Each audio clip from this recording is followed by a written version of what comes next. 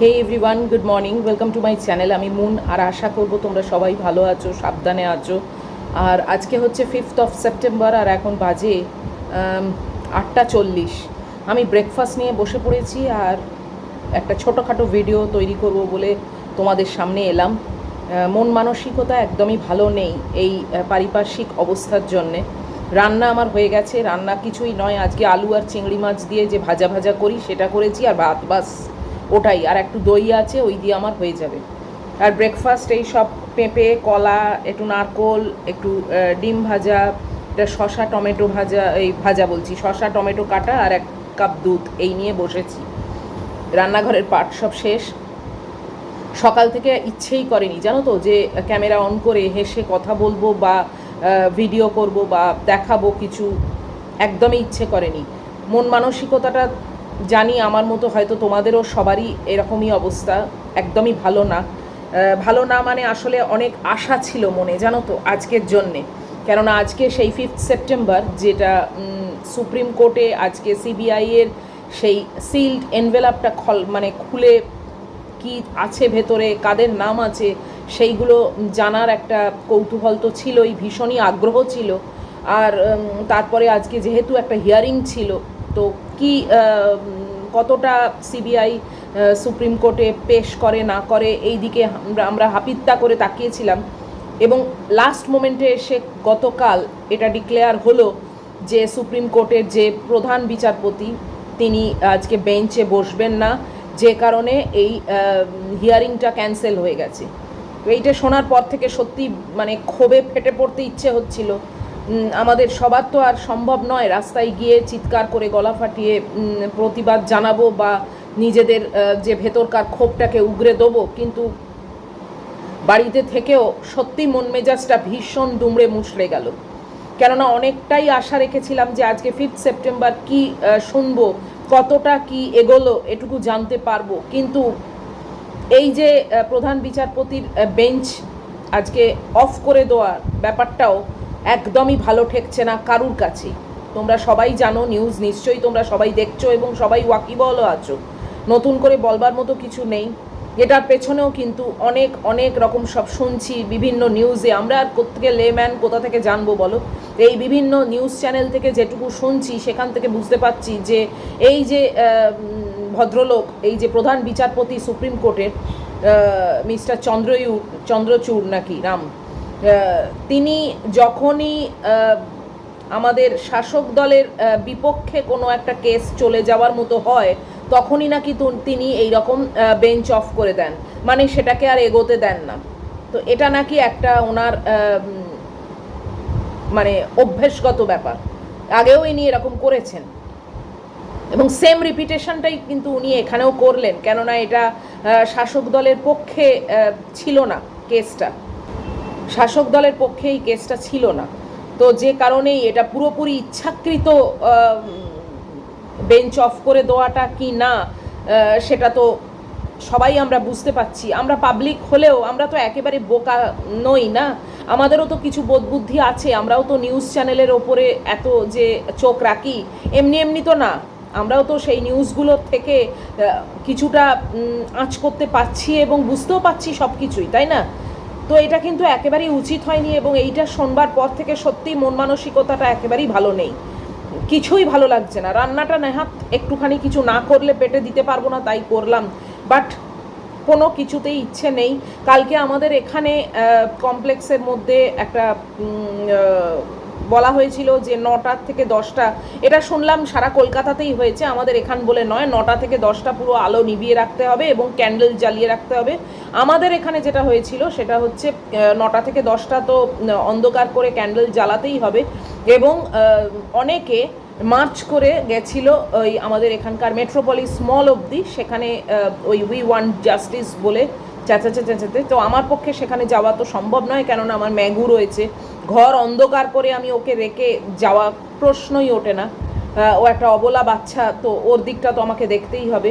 আর অন্ধকার করে ক্যান্ডেল জ্বালিয়ে বসে থাকবো, সেও বিরাট চেঁচামেচি করবে। যে কারণে আমি কি করেছিলাম, এটাকে সাপোর্ট দেবো জানি, তাই 9টার মধ্যেই খাওয়া দাওয়া, ওকে খাওয়ানো, সব কিছু কমপ্লিট করে পুরো বাড়ি অন্ধকার করে আমি শুয়ে পড়েছিলাম। তো এইভাবে আমি আমার প্রোটেস্ট জানিয়েছি, মানে সামিল হয়েছি। এর থেকে বেশি আমার পক্ষে করাটা ঠিক এখন উপস্থিত ম্যাঙ্গুকে নিয়ে সম্ভব নয়। তবে মানসিকভাবে আমি পুরোপুরি এই ব্যাপারটার সঙ্গে রয়েছি এবং সব সময় মানে চোখ কান খোলা রাখছি যে কোথা থেকে কি নিউজ পাওয়া যায়।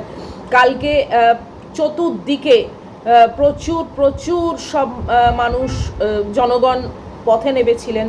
তোমরা দেখেছো নিশ্চয়ই নিউজের মাধ্যমে।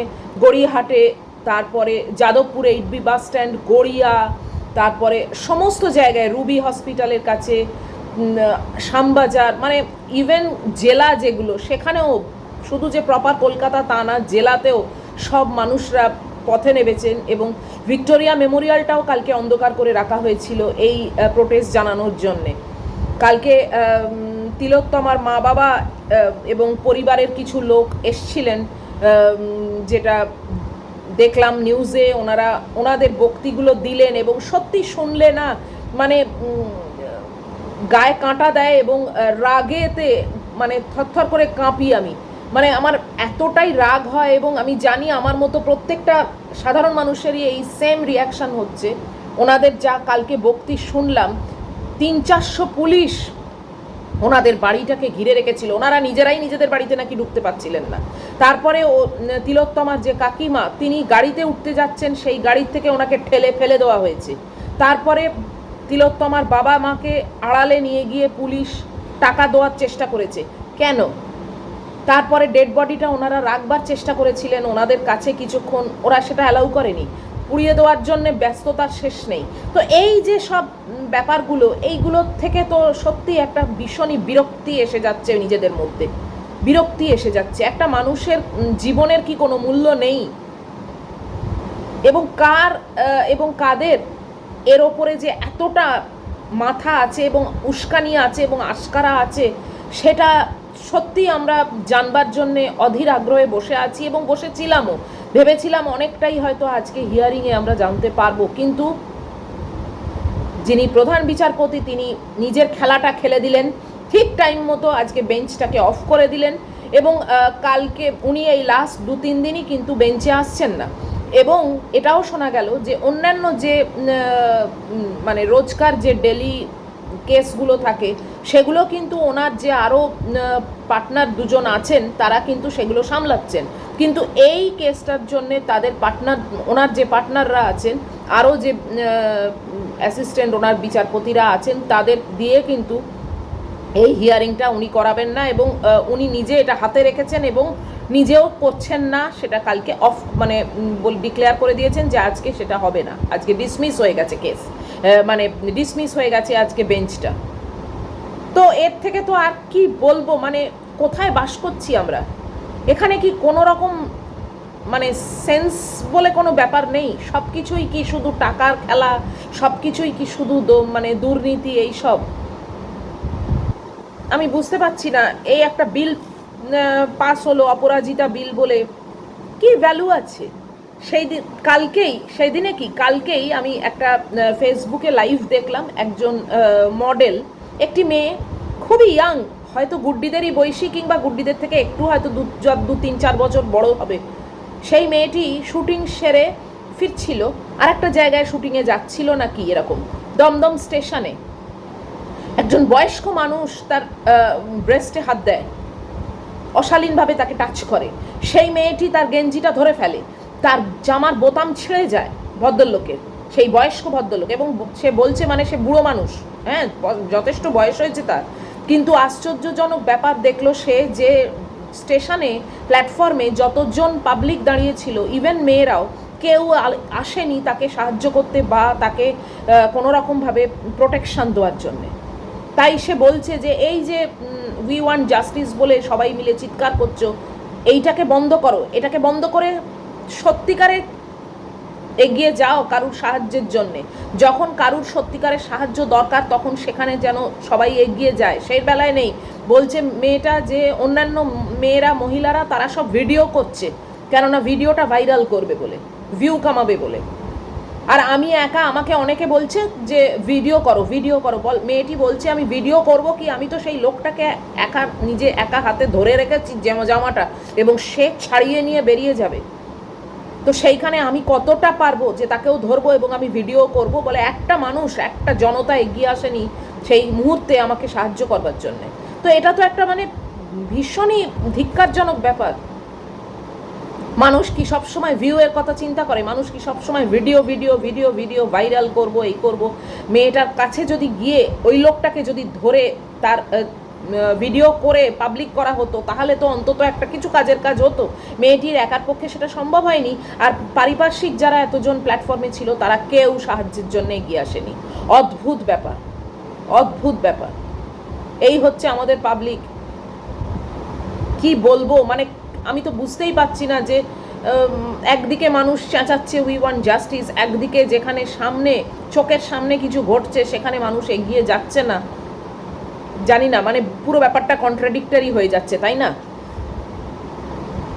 খুবই খারাপ সময় আসছে, মানে কি বলবো, এই বিচার হবে কি না তোমরা অনেকেই দেখছি হোয়াটসঅ্যাপে এবং কমেন্ট বক্সে আমাকে লিখছো যে এর কি বিচার আদৌ আমরা পাবো, এর কি বিচার তিলোত্তমা পাবে। কি বলবো বলো, কি বলবো? যা সব দেখছি আমি, তোমরাও তাই দেখছো নিশ্চয়ই। আমার যা বক্তি তোমাদেরও তাই বক্তি, প্রত্যেকটা সাধারণ মানুষেরই তাই বক্তি, যে কেন আজকে বেঞ্চটা ডিসমিস করা হলো। আজকে তোর একটা হিয়ারিংয়ের ডেট ছিল, নেক্সট হিয়ারিংয়ের ডেট কবে পাওয়া যাবে তার নেই ঠিক। সিবিআই তো আজকে এনভেলাপ একটা দিয়ে দিত এবং হিয়ারিংয়ে তাদের কি বক্তব্য ছিল সেটা জানাতো, তো আমরা তো একটা কিছু অন্তত দিশা পেতাম। সেই জায়গাটার থেকে কেন সেই এটাকে আমাদের বন্ধ করে দেওয়া হলো?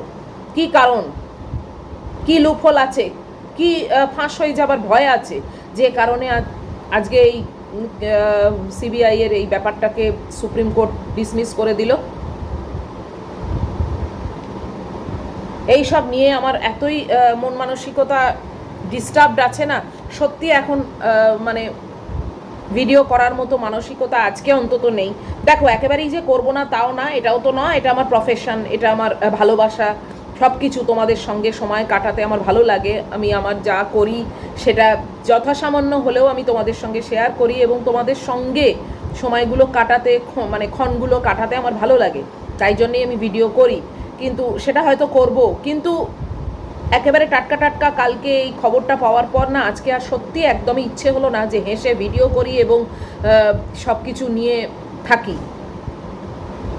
কালকে আমি সন্ধেবেলা ফ্যাব্রিকের কাজও করিনি, জানো, ইচ্ছেই করেনি। যখন থেকেই শুনেছি এই জিনিসটা, যে এতটা আশা ছিল, এতটা মানে একটা উদ্গ্রীব হয়েছিলাম যে আজকে কি নিউজ আসে, সেইখানে যে জিনিসটাকে মানে বন্ধ করে দেওয়া হলো, সেই নিউজটা পাওয়ার পর থেকে মানে একদমই মানতেই পাচ্ছি না জিনিসটা, যে কেন। উনি কি তাহলে জানতেন যে ওই এনভেলাপের মধ্যে কাদের নাম আছে কিংবা কাদের নাম থাকতে পারে? সেই ভয়েতেই কি আজকে কেসটাকে ডিসমিস করে দিলেন, না কি করলেন? এটা তো একটা অদ্ভুত ব্যাপার। এত বড় একটা ইম্পর্ট্যান্ট কেস, যেখানে মানুষ হাহাকার করছে, চিৎকার করে গলা ফাটাচ্ছে, এত পাবলিক দিনের পর দিন, রাতের পর রাত প্রোটেস্ট জানাচ্ছে, তাদের সমস্ত নিজস্ব কাজকর্ম বাদ দিয়ে তারা এইভাবে রাস্তায় নামছে, তারপরেও উনি কিভাবে আজকের কেসটাকে, এই হিয়ারিংটাকে অফ করে দিলেন, বেঞ্চটাকে অফ করে দিলেন? কি আক্কেলে?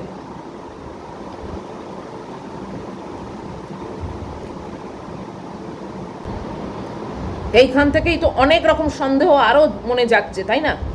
অনেক সন্দেহ এসে যাচ্ছে যে কাকে প্রোটেকশন করার চেষ্টা, কাদের আড়াল করবার চেষ্টা।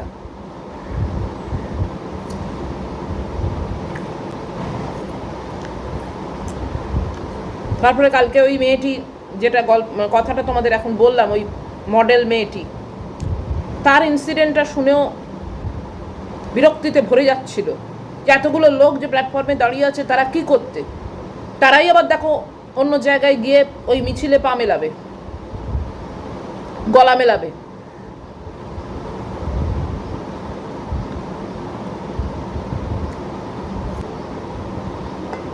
কি যে হচ্ছে, কি যে হবে আদৌ, কত দূর যে মানে কি বেরোবে, সত্যি মানে, এবং কবে বেরোবে সেটা একটা বিশাল বড় জিজ্ঞাসার চিহ্ন রয়েই যাচ্ছে, যে কবে কবে। অনেক দিন তো হয়ে গেল, তাই না? এই রকমভাবে সুপ্রিম কোর্টে বেঞ্চ অফ করে করে কি জিনিসটাকে টেনে নিয়ে যাওয়া হচ্ছে, নাকি নাকি এরকম দেখা হচ্ছে যে আস্তে আস্তে আস্তে আস্তে জিনিসটা ঢিলে হয়ে যাক?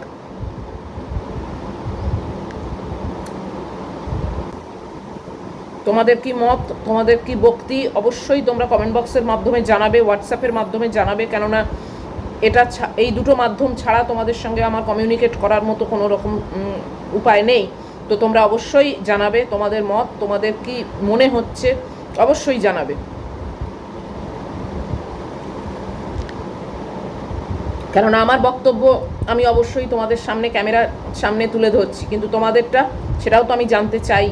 তোমরাও কিভাবে চিন্তা করছো, কিভাবে ভাবছো, এবং তোমাদেরও কি মনে হচ্ছে, কি সন্দেহ হচ্ছে, নিশ্চয়ই আমার সঙ্গেও তোমরা শেয়ার করবে।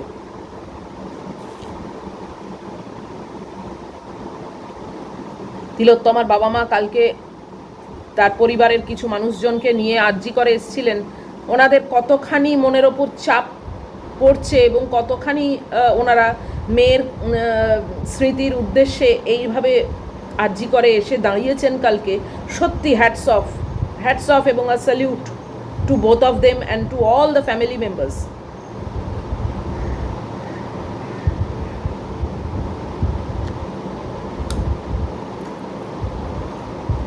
কিন্তু এটাও লজ্জাজনক ব্যাপার যে তাদেরকেও রাস্তায় নামতে হলো আজকে মেয়ের বিচারের জন্যে, তাদেরকেও রাস্তায় নামতে হলো। আমরা সবাই মিলে বিচার করে তার হাতে রেজাল্টটা দিতে পারলাম না, তাদেরকেও রাস্তায় নামতে হলো।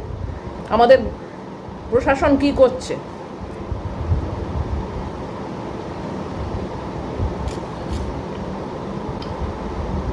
কিছু বলতে গেলেই খারাপ, কিন্তু আজকে তো বলতে ইচ্ছেই করছে, তাই না? মুখ বন্ধ করে তো এটাকে প্রশ্রয় দিয়ে দিয়ে আজকে তো এই অবস্থা। যাই হোক, চলো আমি ভিডিওটাকে শেষ করে দিচ্ছি। আমার সত্যি আজকে মন মানসিকতা নেই আর কিছু দেখাবার। আমি এই ব্রেকফাস্টটা খাবো, খেয়ে চান করে নিজেকে একটুখানি ডাইভার্ট করবার জন্যে বসবো, কেননা আমার কাজটাকেও তো শেষ করে ডেলিভারি করতে হবে, উপায় নেই। তাই সেটাকে নিয়ে বসবো এবং মাঝে মধ্যেই অবশ্যই নিউজের ওপর চোখ রাখবো, যতখানি যা জানতে পারি না পারি। তো আজকের মতো আমি ভিডিওটা এখানেই শেষ করে দিচ্ছি, আর ভালো লাগছে না ভিডিওটাকে কন্টিনিউ করতে। তোমরা সবাই খুব সাবধানে থেকো এবং অবশ্যই অবশ্যই প্রে করো যাতে এই তিলোত্তমা যেন তার প্রকৃত বিচারটা পায়, এবং যারা যারা এই পেছনে আছে তারা যেন সত্যিই শাস্তি পায় এবং ধরা পড়ে, সত্যিই শাস্তি পায়। কেননা এর পরেও যদি শাস্তি না পেয়ে তারা এই ভিড়ের মধ্যে মিশে থাকে, তাহলে কিন্তু এই তিলোত্তমা কেস কিন্তু আবারও হবে, এবং সেটা যেন না হয়। যাই হোক, তোমরা সাবধানে থেকো, ভালো থেকো। দেখা হবে তোমাদের সঙ্গে অবশ্যই আবার পরের ব্লগে।